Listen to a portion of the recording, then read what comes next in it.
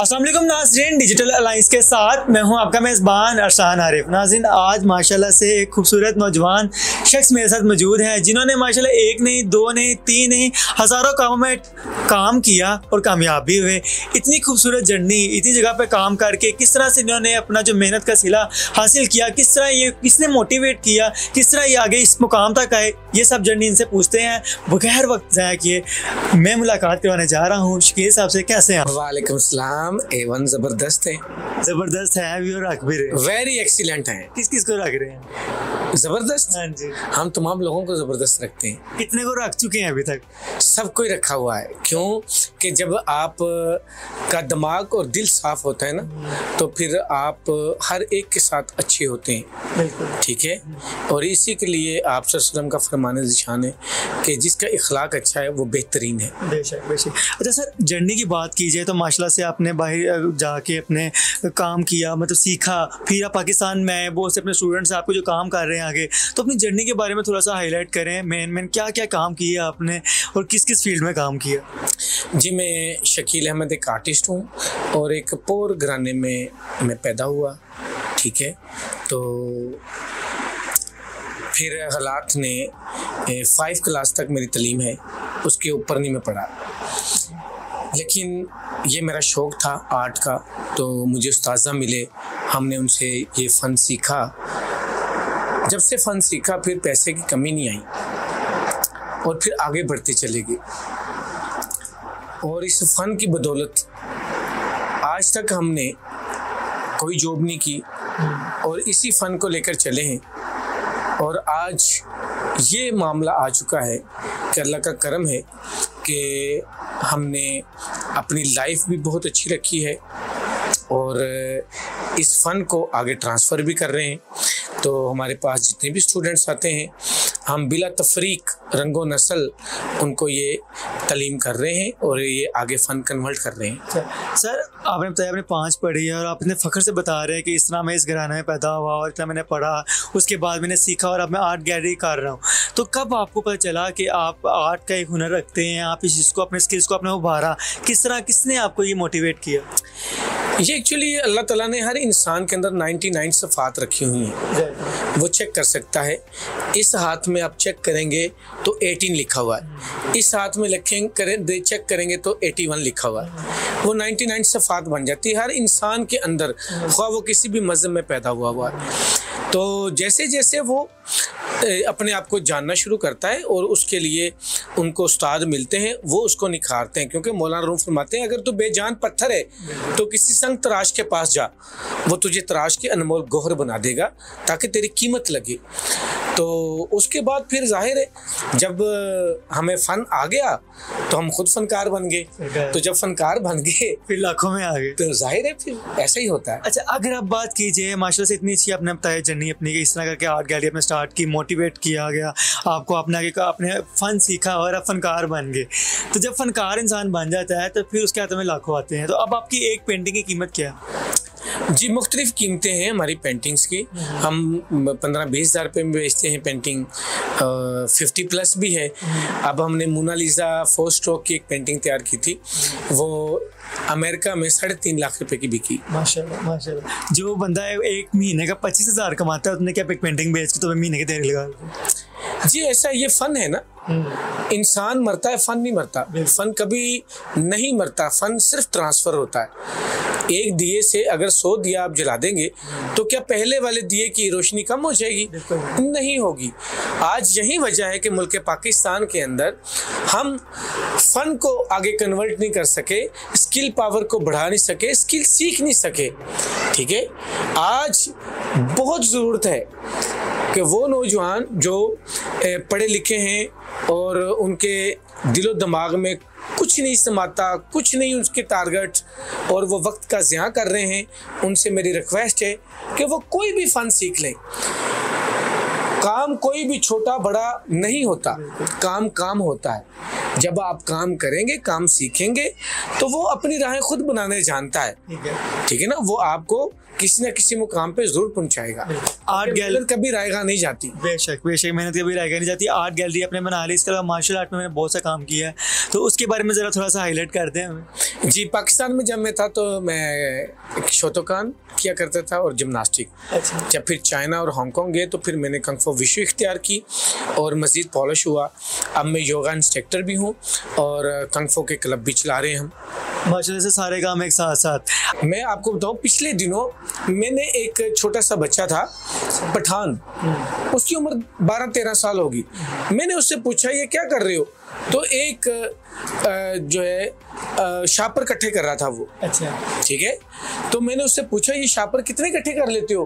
कहता है ये मैं 20 kg यानी कि 20 किलो इकट्ठे कर लेता हूँ। मैंने कहा अच्छा, तो 1 किलो कितने का है? कहता है 120 रुपये किलो। अब वो बच्चा 120 को अब 20 से ज़रब दें आप, कम से कम तो कितने पैसा कमा रहा है? सो कहने का मतलब कूड़े से। और आप देख लें, मुशाहिदा कर लें, पठान रात को उनके पास एक थैला होता है, थैले की कितनी कीमत है? रात को लाइट लगा लेते और थैले में से वो रुपया 1000-1500 रुपया कमा लेते कूड़े में से, 2-3 घंटे में, कूड़े में से जितने घंटे में। कहने का मतलब ये कि और हमारे देखें पंजाबी लोग, पंजाबी बच्चे, स्टूडेंट बच्चे कॉलेज यूनिवर्सिटियों के इस वक्त तो वो नशे की लत में लगे हुए हैं और नशा आम है, सरेआम नशा है, बिक रहा है। और अगर आप इस पे काबू ना पाएंगे तो इसके इंतहाई ख़तरनाक नताइज इस कौम को भुगतने पड़ेंगे।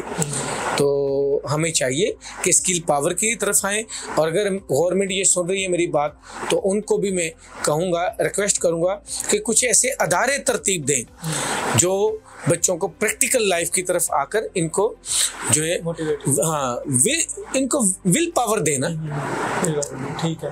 अच्छा सर, देखा जा रहा है सोशल मीडिया पे ये खबर बहुत गर्दिश कर रही है कि आप लोग पाकिस्तान में कुछ नहीं पढ़ा, बाहर की तरफ मूव कर जाएं, पाकिस्तान में ये नहीं है, बाहर की तरफ मूव कर जाएं, आप पाकिस्तान में खाली सब रह जाएगा, यहाँ पे कोई भी तरक्की नहीं होगी, पाकिस्तान पसमानदा होता चला जाएगा। तो क्या लगता है आपको, बाहर जाने से सब कुछ ठीक हो जाएगा या नहीं? अभी तो कोई रहेगा नहीं तो कौन कुछ करेगा? बच्चों ने ये भी कॉन्सेप्ट बना लिया कि हम बाहर जाएंगे तो अच्छा कमाएंगे, यहाँ पे रहेंगे तो हम कुछ भी नहीं कमा सकेंगे। जाहिर है जिस वतन के अंदर, जिस मुल्क पाकिस्तान के अंदर इंसाफ नहीं होगा तो इंसान की कदर नहीं होगी, तो वहाँ फ़न की क्या कदर होगी? गौर करें ना। तो जाहिर है इंसान को अल्लाह ताला ने बड़ा बाशऊर बनाया है तो वो कुछ ना कुछ सोच के ही जाता है। क्योंकि बाहर की कंट्री वाले जो है अगर आपको पैसा देते हैं तो आपसे वक्त ले रहे होते हैं, लेकिन अगर हम वही वक्त यहाँ पर दें तो मेरा ख्याल कि हम बहुत ऊपर जा सकते हैं। लेकिन जिन्होंने वक्त दिया, अब देखें डॉक्टर अब्दुल कदीर के इंटरव्यू निकाल के देख लें, वो डिसाइड हो गया, अब उससे अच्छा बंदा तो कोई नहीं है। फिर उसके बाद अब्दुस्तार ईदी साहब, उन्होंने इस कौम के लिए क्या नहीं किया तो हमने उनके लिए क्या किया? चेक करें ना आप। हाँ, एक छुट्टी भी उनके लिए नहीं कर सके और एक किताब के अंदर मज़ामीन भी नहीं रख सके हम। बाकी सियासतदानों के मज़ामीन है, क्यों कि उन्होंने जो काम किए हैं गली बाती, हाँ जी, वो टीवी की हद तक है। लेकिन जो अब्दुस्तार ईदी ने काम किए हैं, 4000 यतीम बच्चों को पाल कर आर्मी को देना, ये छोटी बात नहीं है, ये बहुत बड़ी बात है। कूड़े से, झूले से बच्चा निकाल कर उसको जवान कर कर अपना नाम देकर उसको किसी मुकाम पर पहुंचा देना, ये आम बात नहीं है। ये वही कर सकता है जिस पर अल्लाह की तईद हासिल है, जिसको, और जिस पर अल्लाह और अल्लाह का रसूल मेहरबान है।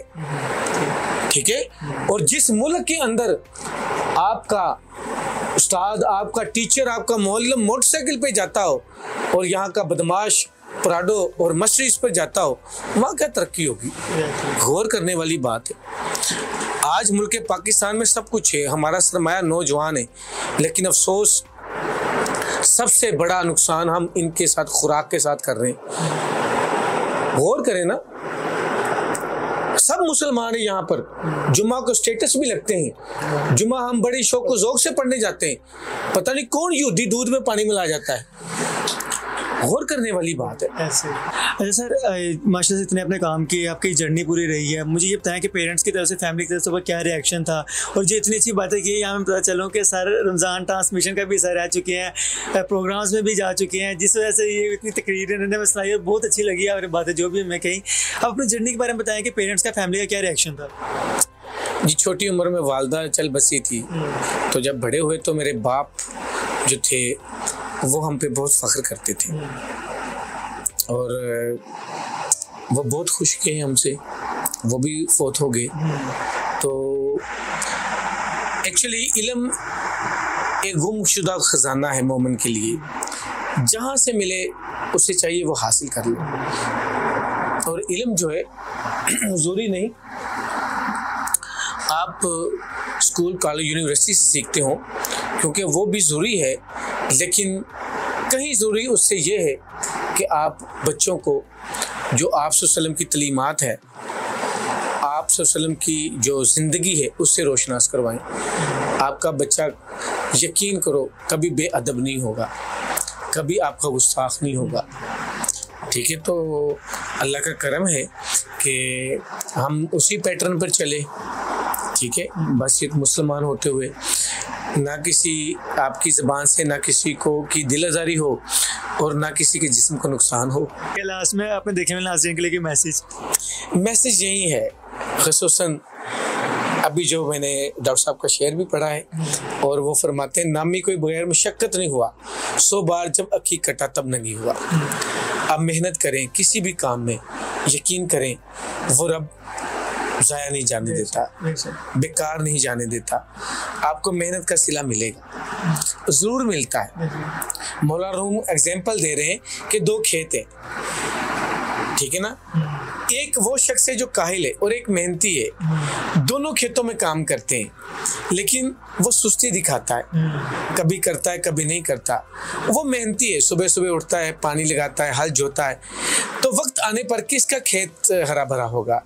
जो सरसब्ज़ और शादाब होगा, जो मेहनत करता है। और इसी के लिए आप सल्लल्लाहु अलैहि वसल्लम का फरमान है, अल-कासिबुल हबीबुल्लाह, कि मेहनत करने वाला अल्लाह का दोस्त है, जुब्बा उमामा दस्तार पहनने वाला नहीं, ठीक है, बड़ी बड़ी गाड़ियों में घूमने वाला नहीं, अच्छे कपड़े पहनने वाला नहीं, मेहनत करने वाला अल्लाह का दोस्त है।